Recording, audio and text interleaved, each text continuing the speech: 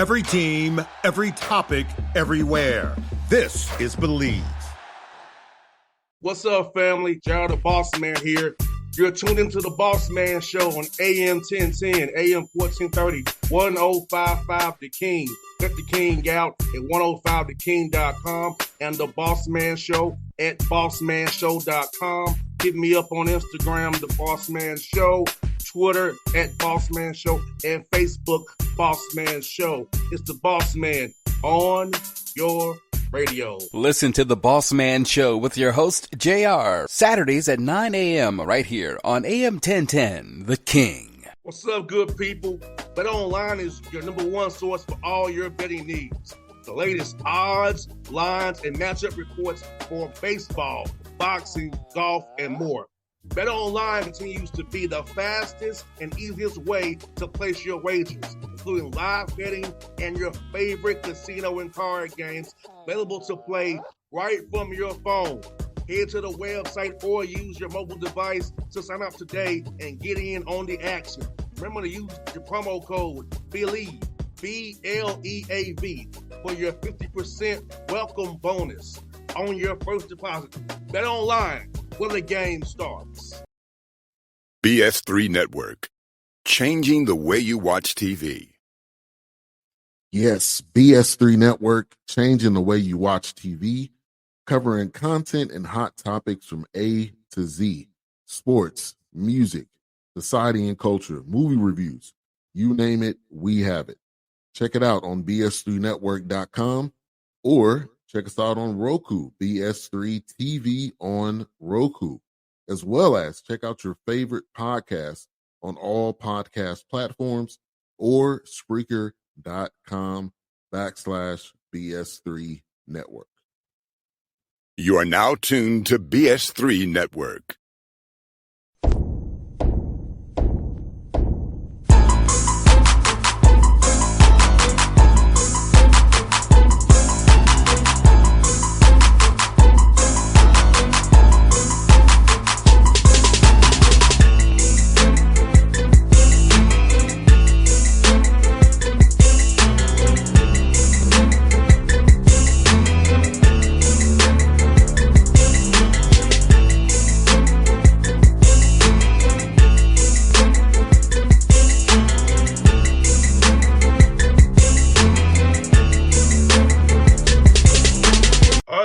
We're back at it, the Shawn Walker Show here, Allen Basketball. Got 2 wins to talk about today, but we on the right track here with Allen Basketball. We got my man, my brother, Coach Shawn Walker. What's up, brother? How you doing, man? Doing well, man. I'm doing well. How about yourself? I'm doing good, man. Enjoying this chilly weather in Boston, man. It's a little cold up here. I got you. I know that's right. Boston up there is always cold. They're brisk coming off that water. You got that right. You got that right, man. You know what? I will tell you, I tried some clam chowder. It don't agree with me, brother. I said I got to take my food from down south, man. No, that clam chowder, get some clam chowder and lobster and all that up there. So that's good eating, man. That's good eating. Yeah, man. Well, man, let me tell you, man. You had to play some teams back to back in a real short time, kind of like an NBA schedule would do, man. And with Waters, you had them at home, talked on that game day. You got the team got out to a lead. They made a run, held the lead, beat them by 12 points. So about that first game of El Waters at home, man, and how happy you were with your team, defense especially on that night. Yeah, well, we hang our hats on the defensive end in the first half. We really did a good job against Edward Waters, I thought. We stifled them a little bit, played a little zone. They were probably a little surprised we played as much zone against them as we did. They're an extremely talented team, really tough. They come at you 100 miles an hour. And so we did a good job. We did a pretty good job of defending them. We've been caught in a rut of fouling excessively, and we fouled excessively that night as well. But overall, that was a great win by a very tough team, very well coached team, and we've seen the play very well at home. You know what, Shawn? I know you look at the numbers. I know 32% overall shooting, but I know you want to be under 40. So 32% overall, which means that zone was making them take jump shots and force them in uncomfortable positions, take shots they don't really want to take. So I know that's something that you really was happy about, keeping on that percentage that game for sure. Well, the mechanism for us to win, obviously, again, is to defend and defend at a high rate. I've said before, I think you need to be in the top 3 categories in both aspects of offense and defense to be a championship level team. We're right there in defense. We're a decimal point away from being the number 1 defensive team in the league by percentage. So when people shoot under 40% from the field against us, we have an enormous chance to win. That does happen most nights. And of course, against Edward Waters, we were able to complete that task as well. And McAdoo that game had 16 rebounds. I know rebounding is something you talked about with your team a lot, and he gets 16 of them rebounds that game with 13 points, man. But I know them rebounds really made you happy. You probably could have more, in your opinion. Tariq is a superstar in his role. All right, we basically need him to make layups and go to the glass. And when he's done, he's a really smart player. He most of the time he's in the right place, and so that contributes to him being able to rebound the basketball. He had an enormous game that night with 13 points and 16 rebounds, and we talked after the game. Players like him are important to winning efforts because they just do their job and do it every possession. No doubt. And Malik Lacewell hit 6 threes that game, which I'm shooting that basketball good that night. I know that made you happy too. Him knocking down 6 threes of his 20 up to 21 points he had. Yeah, well, he's been sleep on us for a couple of nights prior to that. He made his first couple shots and came to the bench and said, I'm back. So, this is a group. If you take a look at our statistics, our overall stats, we truly play by committee. We don't have a guy averaging 10 points a game. We got one guy averaging 9.3, one guy averaging 9.1, 2 guys averaging 8. Tariq's averaging 6, another guy averaging 7, and on down from there.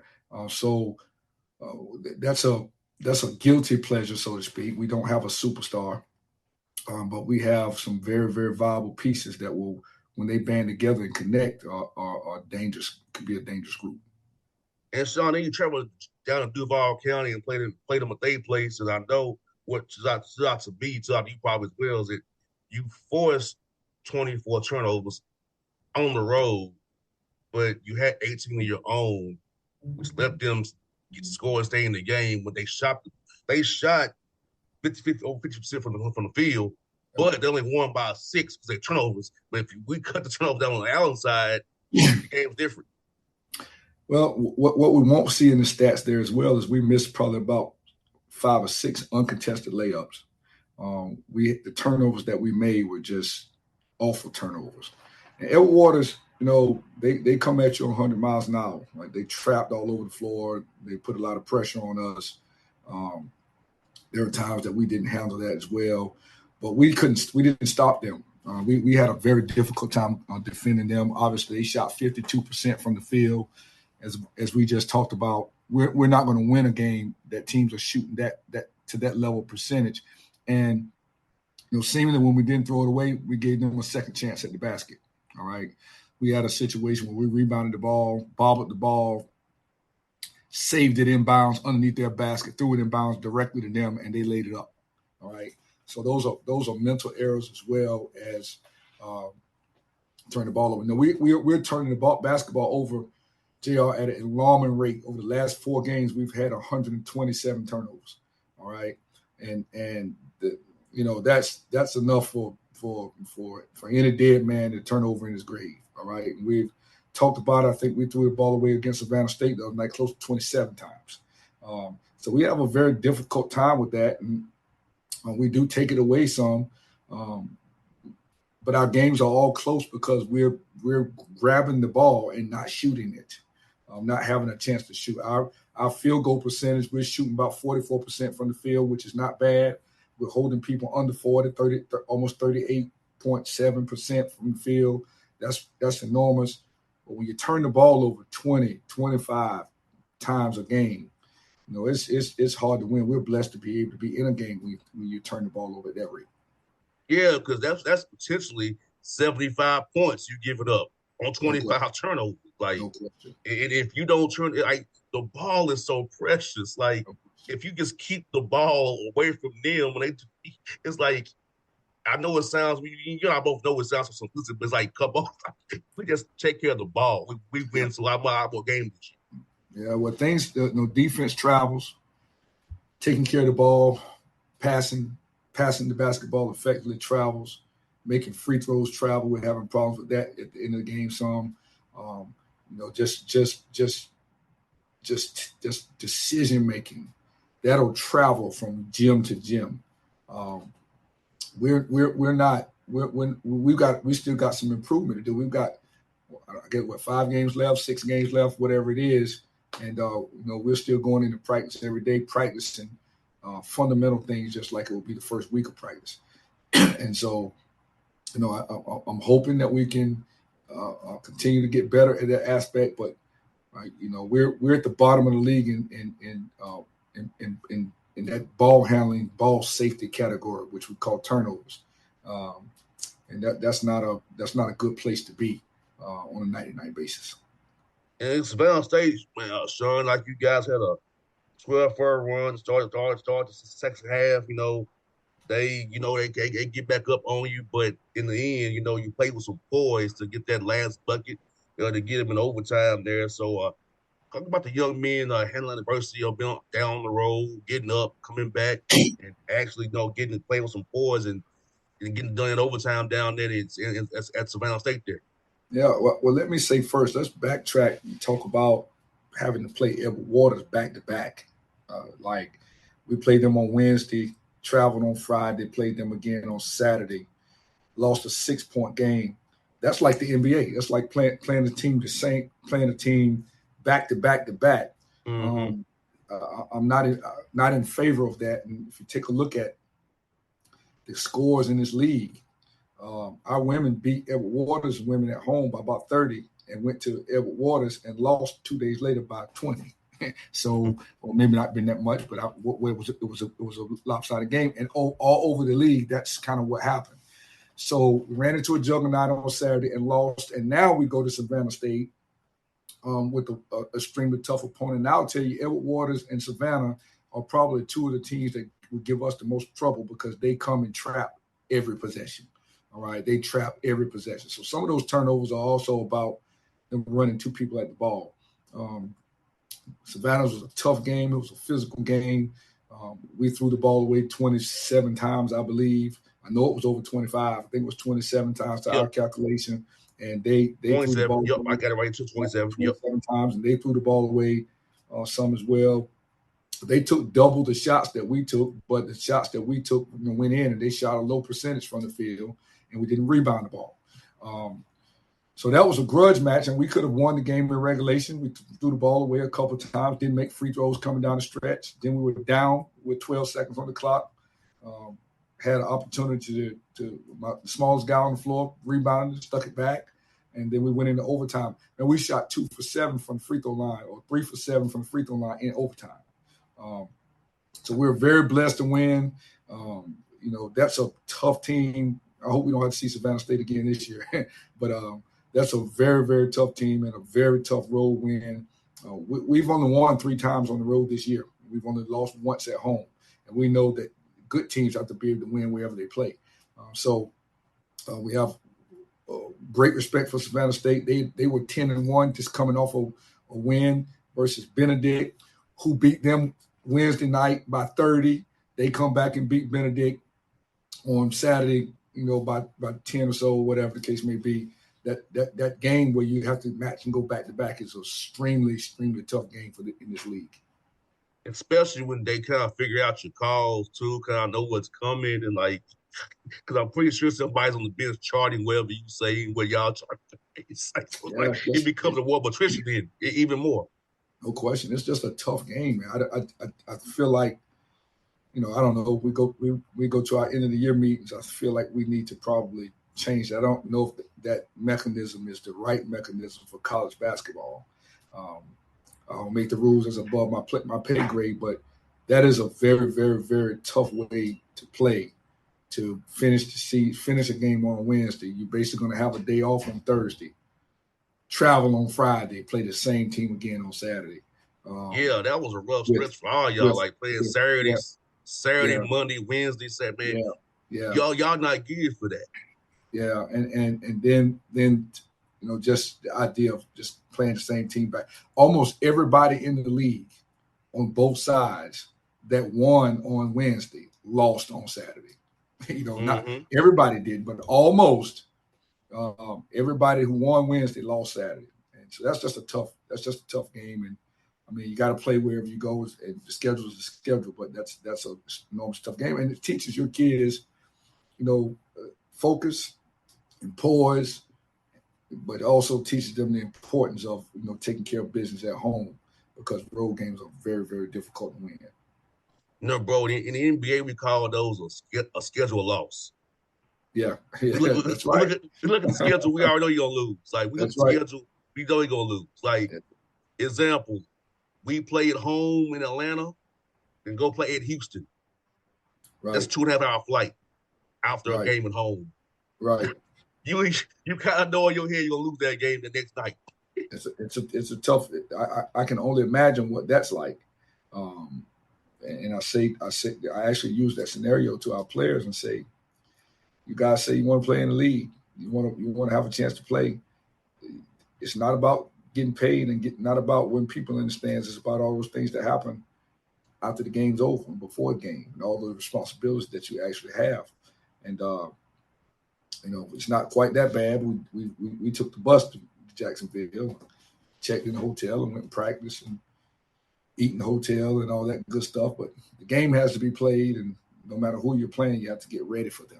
And if you don't get ready, you're not ready for the game, you're not going to win. Yeah, imagine this one, too. This is going to blow your mind, too, Shawn. You don't like this. Dallas Mavericks had to play at Atlanta, right? Next night on back-to-back, had to play in Denver. Play where? In Denver. Oh, in the altitude. So you leave Atlanta, which is kind of in a mild level, right. Normal, on a back-to-back, got to be in Denver, two time zones away now. Right. NBA changed the rule this year. So you can now travel 2 time zones on back-to-back now, not one. Right. So they did Mountain Time Zone. They went from Atlanta to Denver. You can only imagine. They got blown out by 30 at Denver on the back-to-back. Right. That's tough. But that's what I say, man. They play 80+ games. We play 26, 28 games. And that travel is difficult. That's how you know. I always say to my coaching boys, we always know when we're tired. We always know when our kids are tired, because we're tired. All right. When I, as the coach, get tired, I know what my players feel like. So that's kind of the way it goes. And coming back to Georgia again this weekend, you got Albany State and Fort Valley. I know you played 2 tough games with Montez and Coach Gale. I know you've seen those teams on the film, and you just saw them pretty much shoot as well. That's right. It's going to want some revenge show you, man. It's like they throwing a bite at you after we just played again. Yeah, well, we're coming down the back stretch of the year now. At least we haven't seen them in a couple of weeks, but it's going to be a dogfight going down into Georgia. Obviously, it's my first time going into either one of those places. I played at Fort Valley before some years ago, but these are 2 important games. Everybody is trying to tussle and bustle themselves into a position for tournament placement. And so these, we're categorizing these games as games that we have to really, really, really be focused to try to win. It's going to be a tough environment. All of us, Albany, Allen, Fort Valley, we're all trying to, grind it back into the season out. And so I'm not gonna say I'm looking forward to going down there, but it's coming. We're gonna travel tomorrow and try to get ready. And so we're gonna try to do the best we can and not turn the ball over so much, and try to get a shot at the basket and take care of the ball and try to defend and stay in front of them, which is gonna be a very difficult task. And it's senior day both places too. It's senior day at Fort Valley and at Albany State. So you didn't have to tell me that, man. You could have left that part out. Could have left that part out. That's like that's like being scheduled for homecoming in football. So every game's hard for us either way. So it really doesn't even matter. We haven't played a game this year that whether we even won big, which we haven't done much, that wasn't a very difficult game to play. So winning college basketball game, winning one game is hard, and so we just got to go down here and see what we can do. No doubt. We'll get it back at it on Tuesday, man. I know it's a boat trip after leaving Fort Valley. That's about 4 hours for you, But now we'll get back at it on Tuesday, man. Hope we have a good report for the people who support Allen. And like I said, congrats on getting his wins, man. When you come in year one, a tough task. You've already got 12 wins, my brother. So you're doing a hell of a job, man. They went winning before you got there like this. Well, I appreciate it. Our next task is to try to get into teams. So we gotta move from 12 to something team, and can't get to something team until we get to 13. So we work on one game at a time and seeing what we can do to hopefully get Albany and Fort Valley. No doubt, folks. The Shawn Walker Show. Catch up with us next week covering Allen basketball. We out. BS3 Network. Changing the way you watch TV. Yes, BS3 Network, changing the way you watch TV, covering content and hot topics from A to Z, sports, music, society and culture, movie reviews, you name it, we have it. Check it out on bs3network.com or check us out on Roku, BS3 TV on Roku, as well as check out your favorite podcast on all podcast platforms or Spreaker.com/BS3 Network. You are now tuned to BS3 Network. What's up, good people? Bet Online is your number one source for all your betting needs. The latest odds, lines, and matchup reports for baseball, boxing, golf, and more. Bet Online continues to be the fastest and easiest way to place your wagers, including live betting and your favorite casino and card games available to play right from your phone. Head to the website or use your mobile device to sign up today and get in on the action. Remember to use your promo code BELIEVE, BLEAV, for your 50% welcome bonus on your first deposit. Bet Online, where the game starts. What's up, family? Gerald the Bossman here. You're tuned into the Bossman Show on AM 1010, AM 1430, 1055 The King.